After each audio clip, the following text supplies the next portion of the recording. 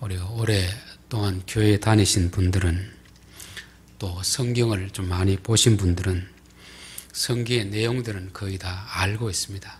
그래서 설교 본문만 봐도 오늘 무슨 이야기 하겠구나 짐작을 할 수 있습니다.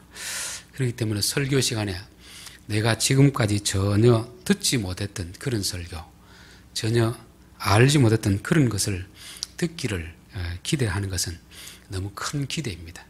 다 대부분 아는 이야기잖아요. 그렇죠? 근데 중요한 것은 내가 아는 이야기인데 그전엔 정확하게 몰랐었는데 조금 더 의미를 명확하게 알 수 있는 그것도 참 귀한 은혜인 것입니다. 그래서 우리가 전혀 몰랐던 것을 깨닫는 것도 귀하지만 내가 아는 거지만 잘 몰랐던 것을 좀 더 의미를 명확하게 아는 것도 그것이 큰 은혜다. 저는 이 은혜가 여러분들에게 있기를 바랍니다. 성경에는 그렇기 때문에 똑같은 이야기를 자꾸 반복해서 하는 경우가 많이 있습니다. 이 분명히 앞에서 읽은 이야기인데 또 반복하는데 가만히 보면 똑같은 이야기인데 똑같은 이야기 아닙니다.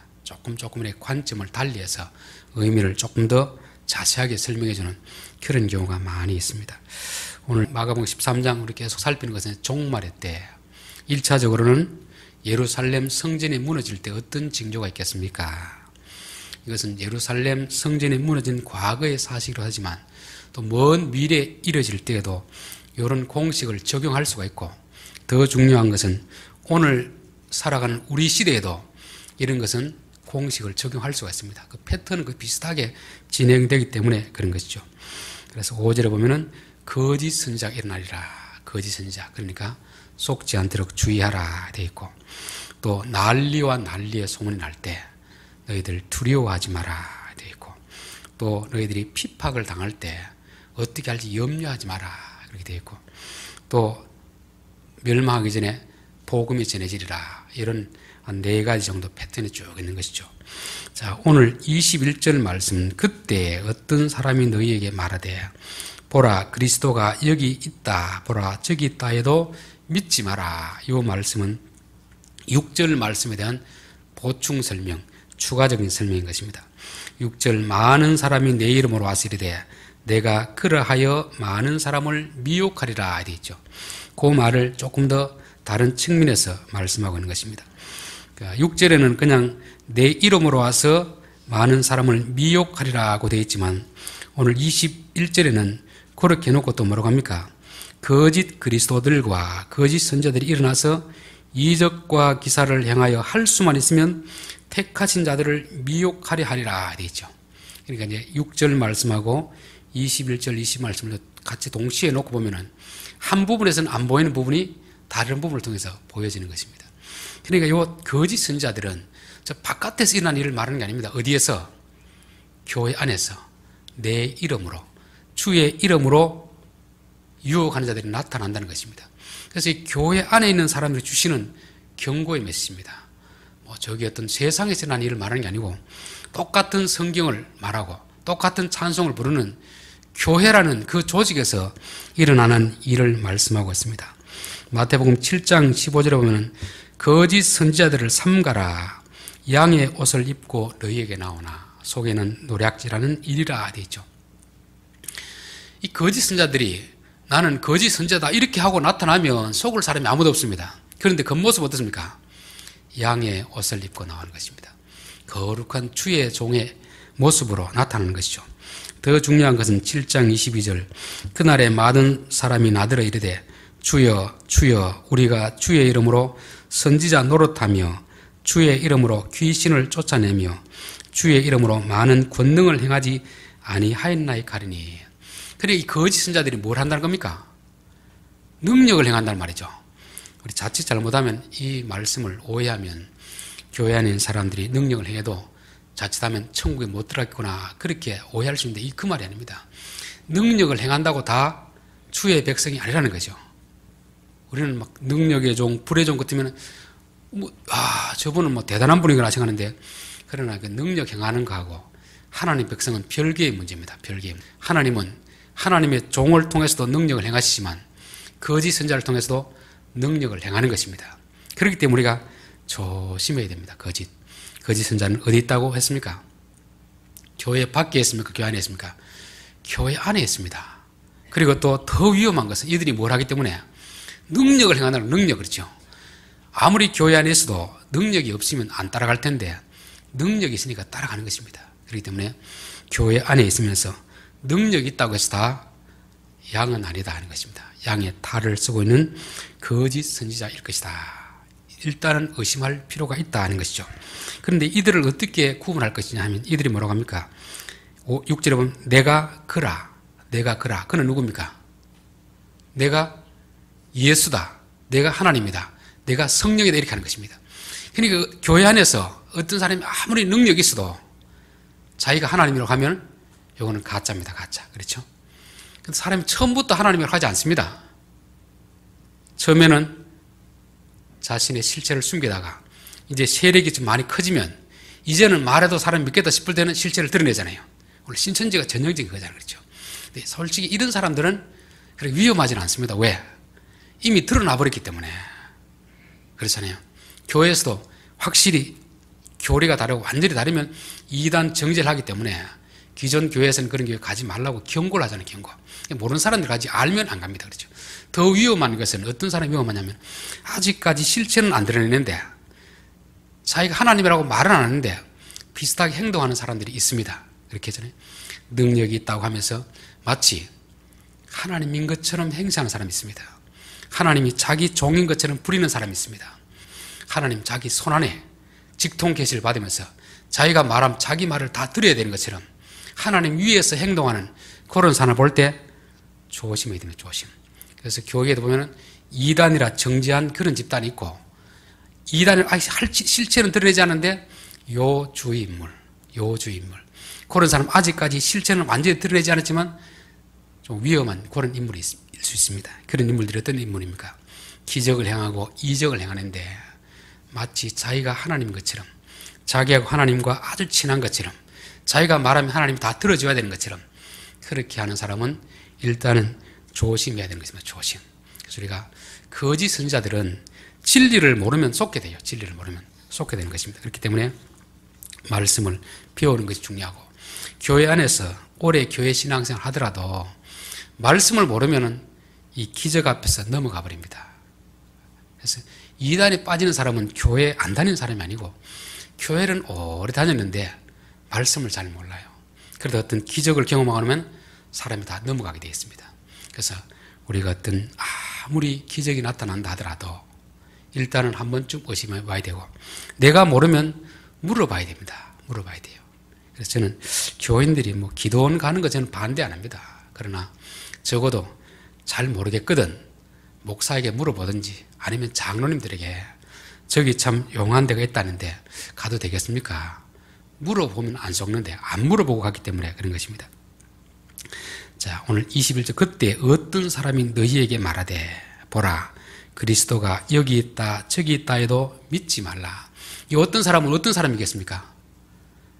은혜 받은 사람이잖아요. 가서 야 저기 가니까 병이 낫더라 기적이 나더라 저기 가니까 진짜 불의 종이 있더라. 은혜 받은 사람입니다. 그런 사람이 그렇게 하더라도 여러분 어떻게 하라는 겁니까? 물어보고 가십시오. 물어보고 합니다. 그런데 거기는 아무것도 말하지 말고 가자고 하면은 일단은 뭐 해야 됩니까? 의심을 해요. 의심. 그렇죠. 아무리 능력이 있다 하더라도 일단은 믿지 말고 의심을 하라는 것입니다. 의심. 그렇죠. 이 기적이라는 것은 참 묘합니다. 기적이라는 것은 우리가 웬만한 믿음이 있더라도요 말씀을 들었더라도 기적을 경험하고 나면은 빠지게 되어 있습니다. 여러분 이단들은 우리가 보기에는 말도 안 되는 이야기해도 다 빠지잖아요. 왜 그렇겠습니까? 기적 앞에서 사람이 이성이라는 건 다 무너져 버립니다. 똑똑하다고 해도 기적을 경험하고 나면은 사람이 자기 이성을 다 내려놓게 됩니다. 기적이라는 이성으로 설명이 안 되는 그런 일들이잖아요. 정상적인 상황에 일어날 수 없는 일들이 일어나기 때문에 인간의 이성으로서는 기적을 이겨낼 수가 없습니다. 그래서 평상시에 참 신앙생활을 잘하는 것 같은 사람인데도 기적을 경험하면 다 빠지게 되는 그런 경우는 저는 수도 없이 봤습니다. 그렇기 때문에 기적이 일어난다고 해서 다 빠지면 안 된다. 그래서 우리가 이런 기적 앞에서 우리의 믿음을 지키기 위해서는 성경에 일어나는 기적이 어떤 성격인가를 알면 이단들이 행하는 기적이 어떤 건가 비교가 됩니다. 비교. 그래야 우리가 빠지지 않을 수 있게 되는 것입니다. 자, 성경에는 기적을 기록한 사건들이 많이 있습니다. 그렇기 때문에 기적을 추구하는 자체는 잘못된 것이 아닙니다. 사실 종교에 기적이 없다면 누가 종교를 믿겠습니까? 인간의 방법으로 안 되니까 기적적인 방법을 추구하기 위해서 종교를 찾는 것입니다. 그렇기 때문에 기적 자체를 추구하는 것은 그건 나쁜 건 아닙니다. 그러나 기적을 통해서 사단이 역사하기 때문에 잘 분별할 수 있어야 되는 것입니다. 성경에 많은 기적이 일어나고 있지만 항상 기적이 일어나는 거 아닙니다. 항상. 여러분, 성경에서 항상 기적이 일어나는 거 아닙니다. 주로 언제 일어났냐면 초창기, 시작할 때, 출애굽 역사 때, 그리고 예수님 복음이 시작될 때, 교회가 시작될 때 기적이 많이 일어납니다. 교회도 보면은 교회가 막 개척했을 때, 개인적으로도 내가 예수를 막 믿기 시작할 때, 지금도 뭐 선교지 가면은 지금 우리에게 일어나지 않는 기적들이 많이 일어나고 있어요. 그러나 지금 우리나라는 어떻습니까? 옛날만큼 기적이 많이 일어납니까? 안 일어납니까? 안 일어나죠. 이미 복음이 들어온 지 시간이 100년이 지났거든요. 또 어떤 교회도 막 개척할 때 이럴 때는 진짜 기적이 많이 일어납니다. 그러나 그 교회가 세워지고 어느 정도 지나면 기적이 많이 일어나지 않습니다. 이건 마치 우리가 어린아이를 대할 때 어릴 때는 어린아이가 원하는 거 다 들어주잖아요. 그런데 조금 자라면 원하는 거 다 들어주지는 않습니다. 하나님이 한 개인을 대할 때도 그렇고 교회를 대할 때도 나라를 대할 때도 기적을 베풀 때가 있고 베푸지 않을 때가 있습니다. 그런데 하나님 안 베풀 때 기적이 자꾸 일어난다. 이건 일단 조심해 봐야 됩니다. 그렇죠? 그래서 기적은 항상 일어나는 것이 아니고 일어날 때가 있는데 그건 첫 시작할 때 어떤 것이 초창기에는 많이 일어납니다. 그러나 말세가 될수록 기적은 점점 일어나지 않습니다. 하나님이 예레미야, 이사야를 선지자를 보내가지고 이스라엘의 멸망을 이야기할 때 기적이 안 일어납니다. 우리 생각 같아서는 그때 출애굽할 때 기적을 일으켜가지고 이들이 마음을 돌이키게 하면 될 텐데 그때는 하나님 기적을 안 일으키세요. 그래서 기적은 초창기에 시작할 때 일어난다 하는 것이고, 두 번째 기적은 인간이 할 수 없을 때 기적이 일어납니다. 인간이 행할 수 없을 때. 기적이라는 건 자연 법칙을 초월하는 거잖아요. 그렇죠? 하나님이 세상을 창조하시고 자연 법칙을 세우셨습니다. 그래서 일반적인 상황에서는 자연 법칙을 따라서 다스리는 거죠. 그런데 일반 법칙을 해서 안 될 어떤 위기의 순간이 있습니다. 그럴 때는 자연 법칙을 잠시 잠재우고 초월해서 기적을 일으키시는 것입니다. 그런데 평상시에도 계속 기적이 일어나면 기적은 더 이상 기적이라 할 수 없잖아요. 그렇죠? 또 평상시에도 기적을 하면 사람들이 일반 법칙을 따를까요? 안 따를까요? 안 따르겠죠. 그렇기 때문에 특별한 상황, 인간이 자기 힘으로 할 수 없는 상황에서 기적을 일으킵니다. 그런데 할 수 있을 때는 기적을 안 일으켰습니다. 이스라엘 백성들이 광야에서는 하늘에서 뭐가 내렸습니까? 만나가 내렸죠. 그런데 가나안에 들어간 순간 만나는 그쳐버렸습니다. 왜? 일할 수 있거든요. 땅이 있고 밭이 있고 목축할 수 있으니까 일할 수 있을 때 하늘에서 만나를 내려주면 사람들은 일하겠습니까? 안 하겠습니까? 안 합니다. 사람은 게을러서.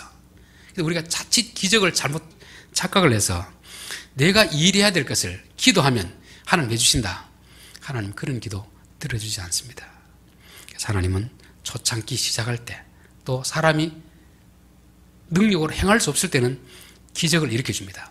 그러나 이 두 가지 조건이 충족되더라도 그것은 철저하게 하나님의 주권적인 역사입니다. 우리가 기도한다고 다 들어주는 건 아닙니다. 베드로가 감옥에 갇혔을 때 기적적으로 감옥 문이 열리고 밖으로 나왔잖아요.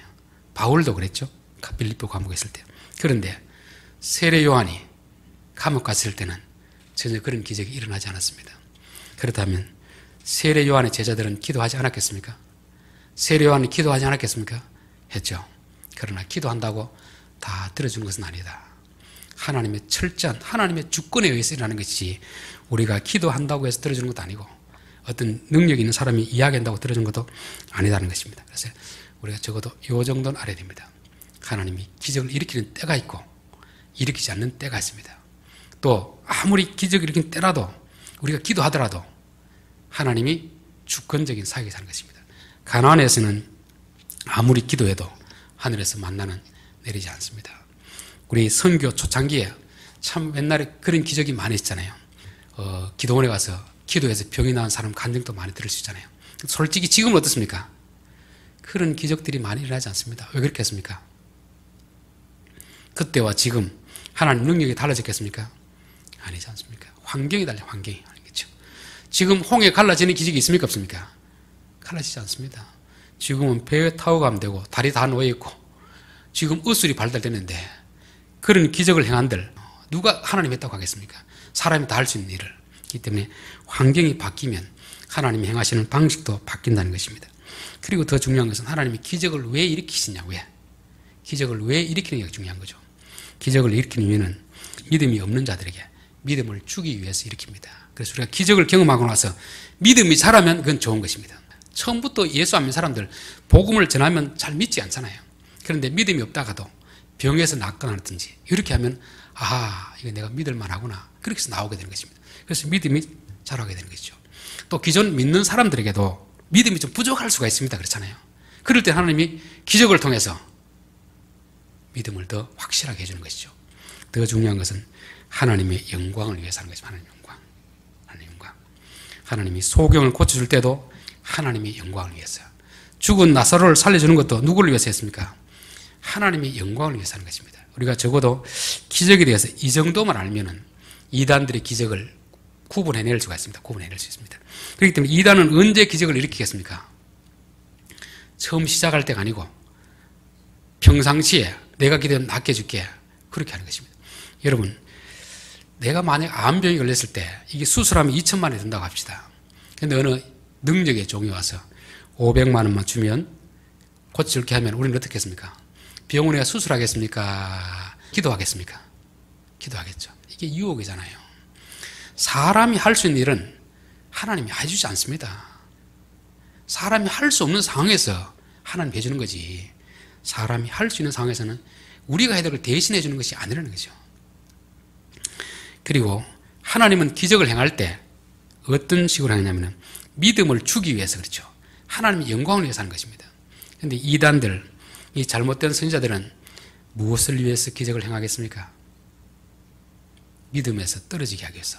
하나님을 믿지 못하고 누구를 믿도록? 그 사람을 믿도록 하는 것입니다.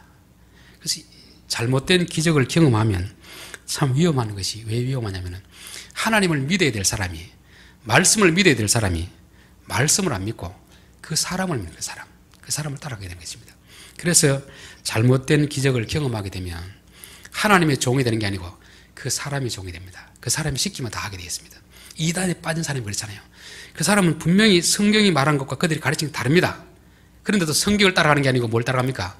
그 사람을 따라가는 것이죠. 여러분 혹시라도 뭐 기도원에 가서 병이 났고 다 할 수 있습니다. 그런데 그 결과 여러분이 그 사람의 종이 되어 있는지 말씀의 종이 되어 있는지 그걸 잘 분별해 보면 아, 내가 지금 바른 기적을 경험했는지 잘못된 기적을 경험했는지 알게 될 것입니다.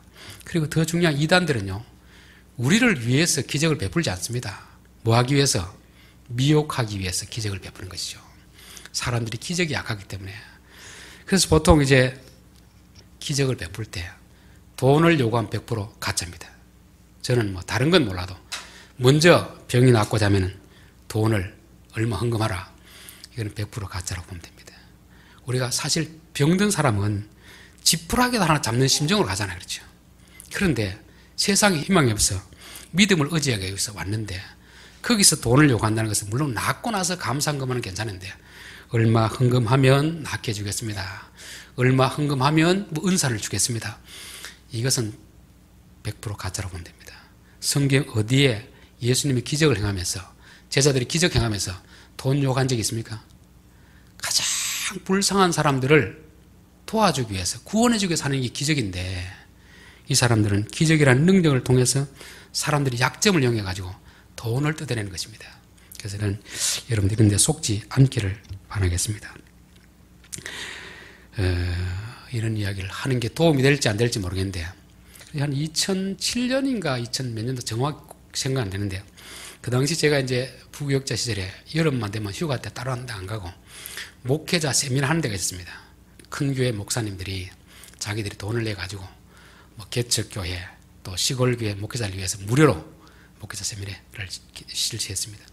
좀 유명한 강사들 모아가 목회에 좀 성공한 사람들 모아서 세미나를 했었는데 첫 해 두 해는 그분들 했었는데 그 다음에 가니까 그 처음에 주최하던 분들이 안 하더라고요. 그래서 왜 안 할까 보니까 나중에 어느 기도원 여자 목사님이 그 집회를 제가 하겠습니다 해서 집회를 했습니다. 감사한 일 아닙니까? 그렇죠?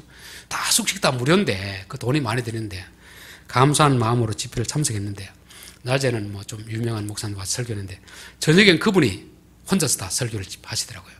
그래서 어떻게 하는가 보니까 내가 잘못 왔구나 그런 생각이 들더라고요. 그 뭐 영서를 쓰고 그림 그리가 해석해주고 막 이렇게 하면서 하길래 조금 경계하는데 나중에 사람들 앞에 불러놓고 기도회가 막 넘어뜨리고 막 하시더라고요. 그래서 그러면서 하는 말이 거기 다 목회자들 온 사람이 성도들이 없습니다. 목회자들이 왔는데 여러분들 이런 능력이 있어야 됩니다. 그냥 교인들 그냥 설교해가지고 말 안 듣습니다.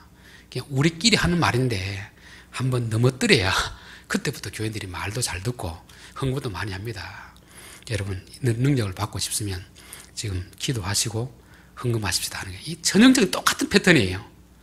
개척교회 이런 시골교회 목사 돈이 어디 있습니까? 올 때 없어서 무료로 하는 세미나에 왔는데 헌금 봉투 적으니까 이래서 안 됩니다. 다시 한번 기도합시다. 그래서 막 하나님 우리 마음속에 있는 인색한 영 쫓게 하여 주십시오. 인색의 영 내쫓아 주십시오. 그렇게 하고 또 지금 준비가 안 됐으면 계좌번호 알려주면서 이쪽으로 헌금하면 됩니다. 그러면서 자기도 미국 가서 이걸 배워왔답니다. 그러니까 자기도 그냥 줄 수는 없잖아요. 그러니까 내가 이런 실력을 시키면 전수해 줄 테니까 돈 받고 어떻게 하라는 겁니까? 좀 배워가서 써먹으란 말 아닙니까? 제가 그걸 보고서 이 가짜구나 가짜. 그런데 제가 놀란 것은 그 있는 많은 목사들 앞으로 나와가지고 그 앞에 머리를 들밀고 안수를 다 받더라고요. 야, 목회자들이 이럴 정도 같으면 교인들은 어떻게 했나? 교인들은 능력이 나타난다고 하면 기도하면 예언하고 방언하고 병을 고치는 능력을 받는다고 하는데 누가 돈을 안 내밀 사람 누가 있겠나? 그런 생각이 들더라고요. 여러분 좀 거짓에 속지 않는 분별력을 가지시기를 바라겠습니다. 기적은 하나님이 행하시는 것이지 사람이 행하는 게 아닙니다. 마치 내게 오면 내가 할 것처럼 다 말하는 것은 100% 가짜입니다. 엘리야가 마지막 승천할 때 제자 엘리사가 따라왔습니다. 그때 엘리야가 물었죠. 네 나에게 뭘 원하느냐? 왜 이래 다 자꾸 쫓아오느냐 하니까 뭐라고 했습니까? 당신의 능력에 갑절을 내게 주십시오. 갑절. 그때 엘리야가 한 말 기억납니까? 여러분 참 어려운 것을 구하는도다. 참 어려운 것을 구하는도다. 왜 어려운 것을 구한다고 하겠습니까? 이게 자기 능력 같으면 그냥 이야기해 주면 되잖아요. 여러분 자기가 쌓아놓은 비법 같으면 이제 자기는 올라가고 그만두고 이 일을 그만하잖아요. 가르쳐주면 될 텐데 그게 왜 어렵습니까? 자기 능력이 아니거든요. 지금까지 행했던 게 자기 능력이 아니고 하나님이 자기를 통해 쓰셨던 것입니다. 그러면 자기가 부탁해도 들어주고 안 들어주고는 누가 하는 겁니까? 하나님이 하시니까 어렵다는 것입니다. 사도 바울도 죽은 자를 살리는 능력을 행했지만 자기 병을 위해서 기도할 때 어떻습니까? 하나님이 안 들어주시잖아요. 나중에 디모데에게 너의 병을 위하여서 포도주를 좀 써라. 이 능력이 자기 것이라고 한다면 내게 와서 안수기도 받으라 할 텐데 그렇게 하지 않습니다. 이 기적은 철저히 하나님의 손에 달려있는 것이고 사람은 쓰임받는 도구일 뿐입니다. 내가 과거에 했다고 해서 항상 기도하면 다 나는다. 이 생각은 교만한 생각입니다. 그래서 우리가 이런 자들의 유혹에 넘어가지 않도록 조심해라 하는 것입니다. 조심해라. 지금 하나님 기적을 베풀 때인지 안 베풀 때인지 특별한 상황인지 일반적인 상황인지 잘 구분해야 되는 것입니다.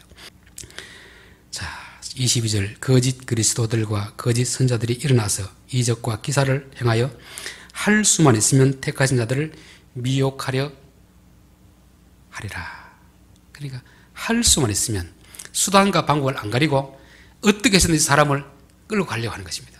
여러분 물건을 팔 때 진짜 물건을 팔면 내가 막 팔려고 노력하지 않습니다. 사람들이 와서 가치를 알면 사가게 됩니다. 근데 가짜를 진짜처럼 포장하면 어떻습니까? 어쨌든지 팔려고 애를 쓰잖아요.